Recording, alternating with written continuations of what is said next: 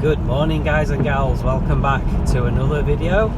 You join me on a very miserable, very foggy, rainy, horrible Saturday morning in March 2024,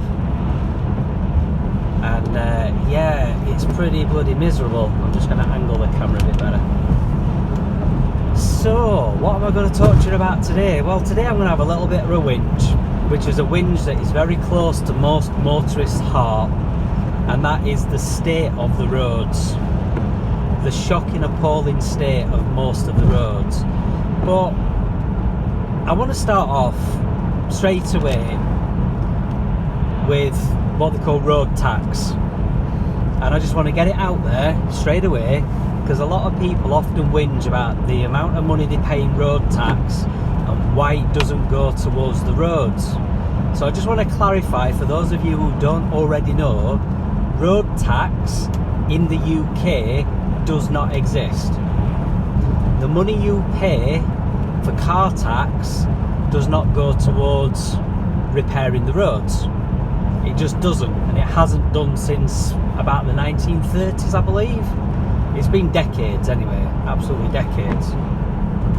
So now I've said that and got that out of the way, the state of the roads. So for anybody who's watching this from outside of the UK, you might be quite surprised to know that even though the UK is, you know, seen as one of the, you know, what used to be the British Empire, and we're seen as being a rich country with lots of money and everything else, you might be surprised to know that as roads are pretty shocking.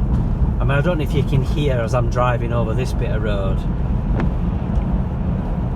especially this bit here. I don't know if you can hear it on the camera, but all the knocks and bangs and all the bumpiness of the road. But our roads are pretty shocking in most places, and the roads are repaired using mostly local council, local authority money.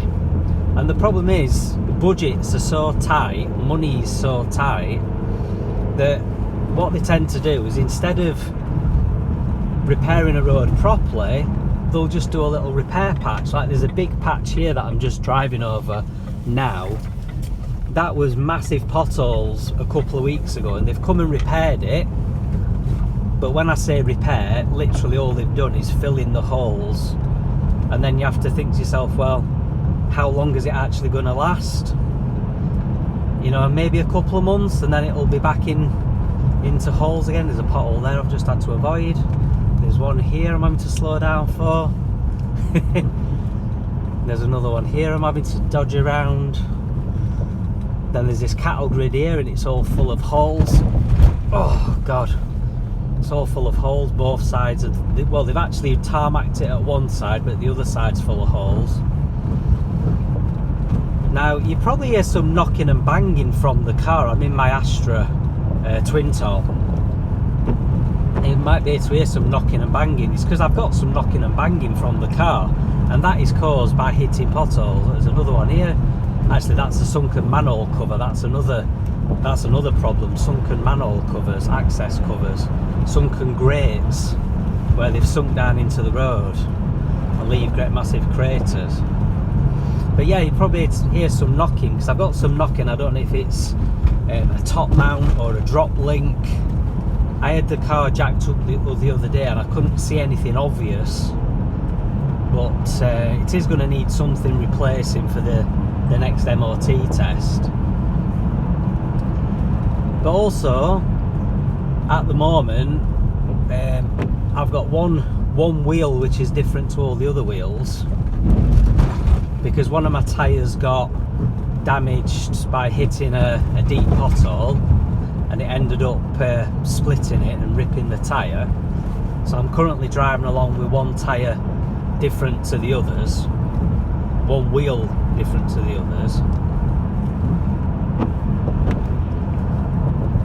and I've got this spare set of wheels, and I came to put this spare set of wheels on, which I'd got off a mate, only to find that one of the wheels is actually split It's actually cracked, and it's been welded before in the past, but it's leaking. So I had this spare set of wheels that I were going to put on, but I can't put them on because, as I said, one of the wheels is cracked and it needs re-welding. And again, that is due to potholes.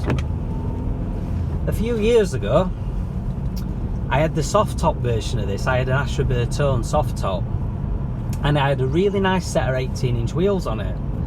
But guess what? One of the 18-inch wheels I can't use now because it got split, hitting a pothole. It got cracked.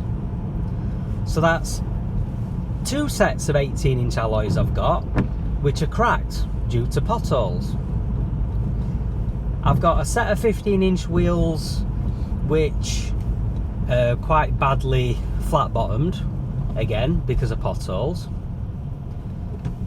So, and I've got, obviously, like I've just been saying, damage to the suspension on this. I've got this knocking and banging either from a top mount or a drop link or a bush or something, which, like I've said, is due to potholes. So these roads are constantly causing damage to people's cars. You know, these roads are constantly causing damage to people's cars. And yet, what compensation do we get? What compensation do we get for all this damage that's been done to us cars? You know, I've got hundreds of pounds worth of damage. Hundreds of pounds of damage, and that's just me. And I'm one person out of all the millions of people who live in the country. And like, I work in a garage, work in a dealership, as a lot of you will know. And we're constantly having to replace suspension springs, ball joints, drop links, top mounts, all the various suspension components. You know, so garages are doing all right after it, because garages are actually earning a fair chunk of money from repairing all these people's cars, all this damage to people's suspension and wheels and tyres and everything else. So garages are doing all right after it, but the normal everyday general public, you know, we're the ones that's picking up the bill. And like I say, it's just not fair. It's just not fair at all. And it don't matter where you go either. You know, you can, I mean, these roads are out in the countryside, so you might actually expect the roads out in the countryside naturally to be a little bit less well maintained as the ones in the city. But you go into the cities and the ones in the cities are just as bad. In fact, if anything, a lot of the ones in the cities are worse, because they've probably got more roads that need work doing on them, so the money is spread thinner. All right, they might have more money coming in because they've got more residents paying the council tax and everything, so they get a bigger allocation of funds. I don't know exactly how the funding situation works, but that's how I guess it works. You know, more population, they're going to get more money. But it's spread thinner because there's a lot more roads. Whereas at the moment, I'm driving through Derbyshire, I'm driving through the Hope Valley. So this is maintained by, obviously, Derbyshire County Council, I'm presuming. And there's obviously a lot less roads out here, but there's also a lot less people. So I'm presuming they've got a lot less money to spend on the roads that they have. Now, this particular road that I'm on, this did have some really shockingly terrible potholes on it. And they have been out and they have repaired them. But again, what they've done is just filled them, and that's it. So it's a case of, well, how long is that repair gonna last? So it's interesting to see how long it is gonna last. But one of the big main potholes, which was up near Hathersage, which I'm going to be driving over a little bit later on, probably in about 15 minutes from now,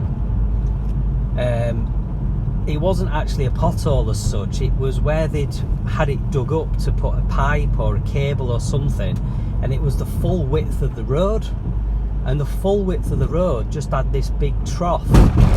Oh, there's another bad one. I forgot about that one. I meant to avoid that, but I hit it anyway. Ouch. Sorry, car. I didn't mean to hit that. But anyway, so it was basically a trough the full width of the road, and there was no avoiding it. You could not avoid it because the full width of the road was just this big trough where all where they'd filled it in had all come out. It's like, look at this bit here, patchwork quilt. You'll see all along this road it's a patchwork quilt where they've done little bits where they've filled it in. But the other problem as well is like up near where I live in Sheffield, up near junction 36 of the M1. Look at them potholes there that I've just driven past. They've opened up quite bad. There's another 3 there. Look at that massive one there on the right hand side that I've just driven past.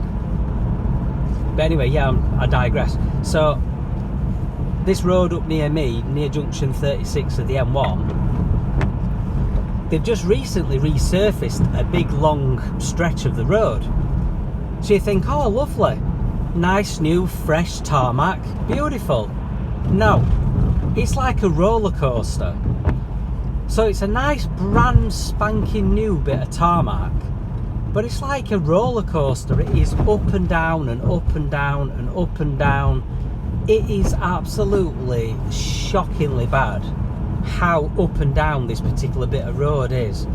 It's absolutely terrible. To say it's a brand new bit of road that's only just been done, it's just not flat, it's just not smooth, it's undulating up and down all over the place. It's absolutely terrible. So there we go guys, that's my little whinge for this morning. You know, look again, potholes here that's been filled in, patch there that's been filled in. I hope this shows on camera. See all down here where they've had it dug up for doing pipes or cables or something, and it would look, patchwork quilt. Look at all different, and I mean you can't pick up how bumpy this road is, but it is really bumpy. I mean, this bit's better than it was since they've redone some of this just recently. Redone little patches, like that's a patch they've redone. So it's not as bad as it was, but it's just terrible. It's just terrible. And the problem is when you've got a car like Owen, or the new car that I've just recently bought, which is yet to be revealed, where you've got lowered, stiffened sport suspension, these bumps feel even worse. I mean, this has got totally standard suspension on it, but it has got 18-inch wheels, so it has got really low profile tyres. So even though it's got standard suspension, it is quite a stiff ride. But yeah, I can understand why more and more people buy things like that in front, SUVs, because in SUVs, bigger chunkier tyres don't feel the bumps as much. You do literally need a 4-wheel drive. You need an off-roader for some of these roads these days. And look at the 3 cars in front of me. 3 cars in front of me, and they're all like SUV style vehicles.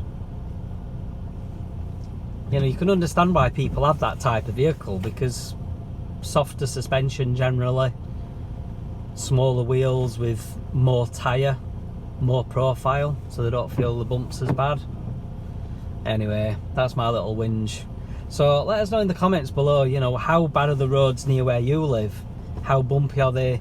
How bad are the potholes? You know, it's a common occurrence all around the UK, and it is worse in some places than others, but let us know what it's like where you live. And what do you think the solutions are? You know, have you got any ideas on how they can solve the issue? You know, like I said, just to reiterate, road tax does not pay for the maintenance of the roads. So altering anything to do with road tax won't make any difference. I've heard some people sometimes say, oh, cyclists should pay road tax. I don't agree with that. I've decided I totally don't agree with that, because at the end of the day, cyclists do pay road tax. They pay it through their income tax, they pay it through their national insurance, they pay it through, you know, VAT, they pay it through everything exactly the same as everybody else does. One thing I will say before I go that does really annoy me though is, if road tax genuinely was road tax, then I'm contributing a hell of a lot more money to the roads than people who have got newer, more modern cars. You know, newer, more modern cars that are paying £180 a year, or EVs which pay zero, or the slightly older cars which, you know, some are free tax, some are £20, some are £30. You know, I'm contributing personally way more than you guys. Because like this Astra is like £360 odd a year tax, so is Owen. You know, so if I had all my cars on the road, I'd be paying like 1,200 quid a year in tax, if not more. So people who want to whinge, pay more money. You know, I could really whinge if I wanted to, but I know the fact that car tax doesn't actually pay for the maintenance of the road. It just doesn't. But anyway guys, I'm going to leave it there. So catch you next time. Thanks for watching. Please like, browse, subscribe, all the usual, and we'll talk again soon. Laters.